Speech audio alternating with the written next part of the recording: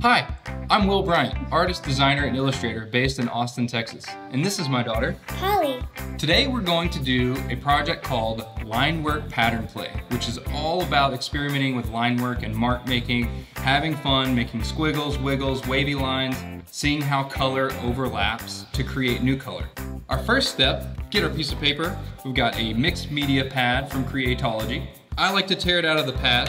What we'll need to do first is warm up those markers. They might be fresh out of the pack or you hadn't used them in a while. Get it on the paper, give it a squeeze. Maybe you need to give it a shake first. Important to not mix the colors while they're wet because you don't want to get them dirty. Once you are pleased with what's happening with the markers, get you a fresh sheet of paper. We're gonna start with the very lightest color. I'm gonna start with the yellow, then do pink and then blue. Polly's gonna start with orange, teal, then purple. So are we drawing anything specific? Whatever you want. It's not a matter of like filling in a shape, but it's more of a line. But you could make a shape like a heart, or maybe there's a hidden smiley face. I hide smiley faces throughout all of my work. You wanna kind of spread them out on the page. So maybe you do one in each corner, maybe one in the center. I might start with a squiggle or a swirl. A little swirl here. Pop down to the other corner, do a zigzag.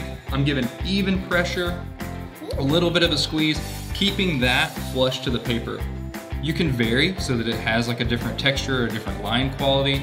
I like for it to be pretty even. I like to be different sometimes.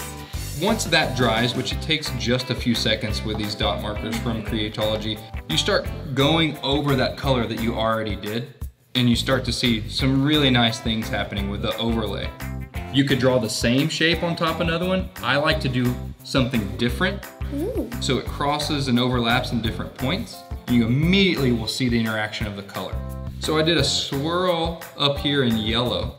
Maybe I do a swirl in pink down here over this zigzag, and it's gonna cover a lot of it. And that's what's really fun to see is that other color coming on top of the first, the magenta on top of the yellow. I'm gonna go with the blue. Ooh, we got some green showing up. I see purple.